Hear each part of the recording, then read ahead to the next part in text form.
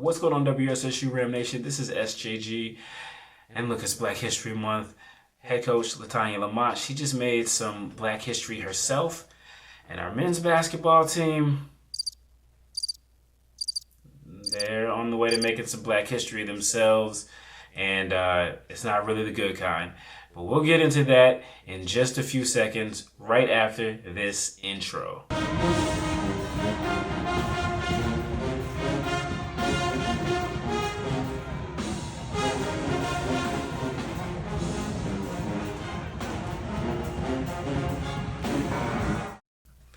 What's going on, WSSU Ram Nation? This is SJG, your host. I appreciate you guys for tuning in.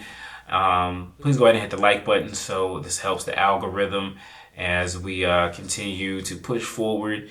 Again, happy Black History Month. Obviously, Black History is 365, 366 in a leap year. We celebrate it all year, but of course, this Black History Month is a special time for us. So please go ahead and continue to educate yourselves, your family, friends, and children, and everybody as we continue to fight against so many of the things that we're fighting against. Knowledge is power. All right, now that we got that out of the way, let's start with how about some good news, right? So first off, shout out to Lamonte, our head women's basketball coach. She picked up her win number 100 on Wednesday night over Bluefield State. It was an overtime win and a hard-fought game between two teams that really wanted it. Shout out to Bluefield State. Their head women's basketball coach is actually a Ram himself, Paul Davis, the all-time leading shot blocker in WSSU history. Shout out to him and the program he's building up there. He had his young ladies ready to play, and it went down to the wire, but the Rams were able to get it done. And afterwards, Coach Lamonte got a nice unscheduled shower from her student athletes. But it was great to see those young ladies celebrating themselves and the coach. Coach Lamonte is retiring at the end of the season. She announced that earlier this year. But shout out to her for everything she's brought to WSSU. I know some people will look at the record and, have things to say. It's sports. And ultimately, in many ways, you're judged by your win and loss record and things like that. But being able to cover her and getting to know, some of the odds and ends of some of the things that she does, that a lot of things she'll never talk about. But the people that know, if you know, you know.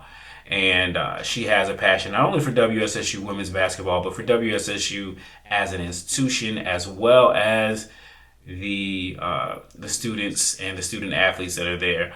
So, again, she's on her way out of the coaching profession. As she said, there's a potential that she'll remain with the school in a fundraising role, administrative role. That will be amazing. I think she will be great at that job, and look forward to whatever's next for her.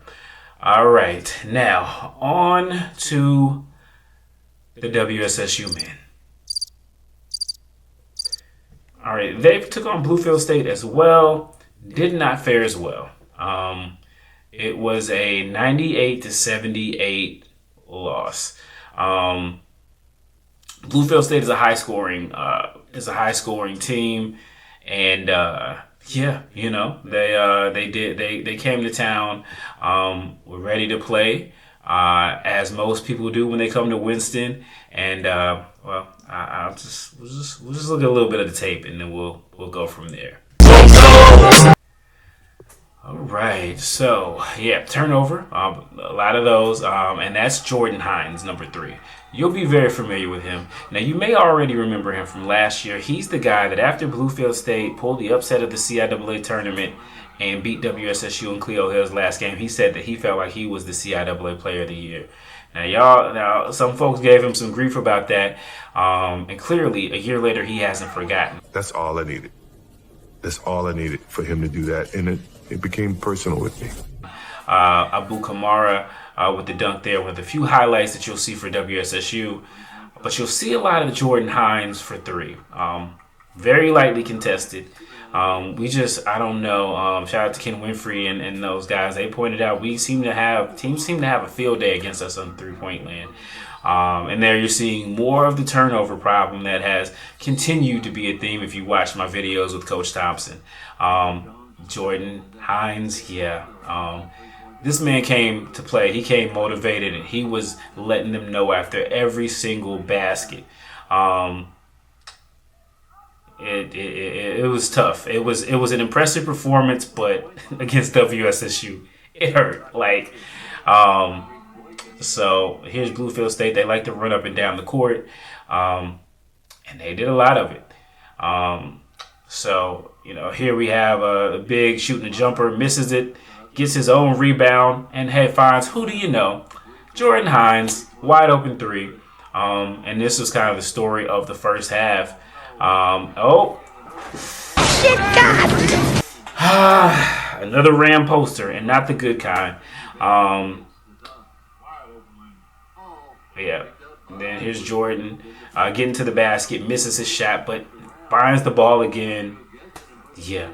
And then, okay, here we go. Oh, another poster. That's poster number 2 if you're counting. Again, this is just in the first half. That's the bad news about it. And then, hey, what do you know?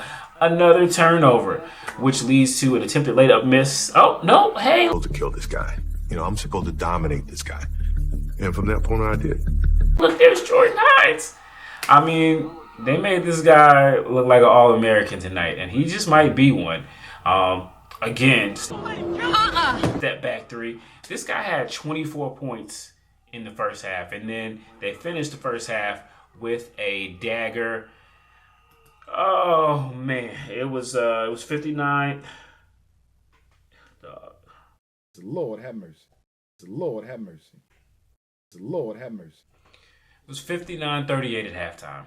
Jordan Hines himself had a total of 24 at halftime.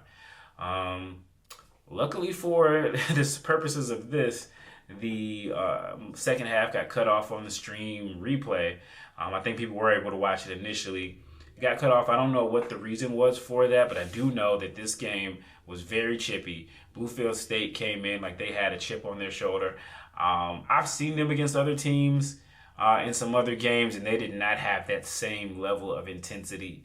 Again, this is a situation where, as I said, back in June, nobody's going to cry any tears for us that Cleo Hill is gone and that he took Casey Shaw, who would have probably had a really great matchup against him. Nobody's surprised that he still remembers last year, and he doesn't care that those guys are gone. It's WSSU. That's what WSSU brings out of people. Like I said, against the Lincoln game, and it's reigned true against Claflin, Bluefield State, and Bowie State. Nobody cares that we're a 2-win team. We have 2 wins right now, but nobody cares that we're a 2-win team. It's still, we beat Winston. And they want to rub it in our faces. They want to like Lincoln. They threw a whole, they had a whole same type of celebration that Coach Lamonte got for winning Win 100. That's what Julius Hodge got for beating WSSU. It just is what it is. It goes with the territory. But I'll have to say, man, this has been tough. This has been tough. I've been around WSSU basketball since 2004. My freshman year, 2004, 2005. I know I don't look that, but yeah, 2004, 2005. But anyway, so I was there for the Division I attempt. That was most of my time at WSSU, and so I've seen us not be great before. During the first year of that transition, we only won 4 games, but again, that was a transition to Division I, and we were playing like Kansas, Georgia Tech, teams like that. By the time we kind of got to the end of a time in the MEAC, we were not a contender, even though we couldn't win the championship anyway. We weren't a contender, but we were a respectable team. But Bluefield State didn't treat us like a respectable team tonight. They treated us like D1 teams, like those. They treated us like we got treated in Division I sometimes. And as I said, we were talking about Black History Month. So the record for wins, for the record low wins for WSSU as a member of the CIAA is 5 wins. A 5-win season. That was 2017, 2018. So we've lived through that. It's not ancient history, but right now we've got 2 wins. I know they're going to say 3 because of the forfeit, but it's 2 wins. There are, I believe, 5 games left, so we would need to win the rest of the regular season and make a run in the CIAA to even get to 10. You knew this year was going to be a year of transition, literally, because we're transitioning from Coach Hill to whatever was going to be next. But man, I don't know that anybody saw the transition being this rough. But I will say I kind of feared it, just because of the timing of everything. Coach Hill left on June 1st, and it took 6 weeks for the search. And obviously Coach Corey Thompson was hired as the head coach, and I think Coach, I think that the potential is there for him to do well here, but I don't think that he was set up to do well. I'm just going to be honest. I don't think he was set up to do the well based on the time that he got hired. I don't think he was set up for things to be respectable. And so it was going to be an uphill battle from day one, just getting a roster together with so many different pieces.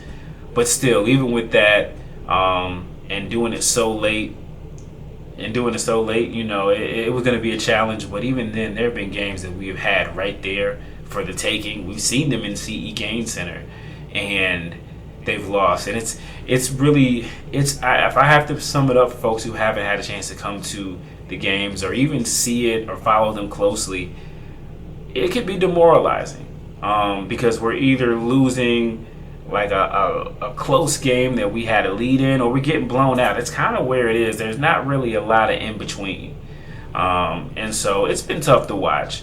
I know that everybody had, a lot of people had people who they felt like they wanted to be the head coach, and maybe because they didn't pick who they wanted, they feel like this is some type of vindication of they thought who their coach should be. People are going to feel how they feel about that. But what I'll say is, I think it was going to be a tall task for anybody coming in to this position this late, with a place where you've won a lot, not only historically but recently. And so uphill battle, but man, we cannot have another season like this. We cannot have another season like this. We just can't. We're looking at, again, we're talking about the Division I move and the Division I days. And again, we knew during that day and time we were outgunned. Not so much in terms of athletes as much as resources. And that's what really matters. So I think the challenge is going to be, when this season is over with, Coach Thompson's going to take a hard look at his roster. He's probably going to take a look at everything, because when you have a season like this, you're going to look at everything. And we're going to have to take a look at, making sure that he has adequate resources to move this program forward. You look at Bluefield State's roster, they have guys who look like, high caliber Division II players. And we haven't had that we don't have that firepower right now. We've been there before. But we're not there. We have to figure out how to get there. And even in Division II, you're going to need some resources. You're going to need some money, to maybe, to entice a kid to come to your school. That's just the era that we live in, even now in Division II and in the CIAA. So this year, it is what it is. It's been tough. We'll get through it. But got to take a hard look at a lot of different things, because we can never have another season like this. This is the bottom, and we got to figure out a way up expeditiously. But those are my thoughts. Let me know what yours are. Let me know if you're still going to go to CIAA. Does how well WSSU is doing, does that even influence your decision? I'll be there regardless, obviously covering things for HBCU game day. Look forward to seeing as many Rams as I can. Again, this has been a trying year for sure. Right now we're at the bottom of basketball in both men's and women's divisions. And let's hope this literally is rock bottom. as we try to move forward. But those are my thoughts. Give me yours as always, and I appreciate you guys, and we'll just continue to push this thing forward. Thank you guys so much, and have a great day and a great Black History Month. Peace.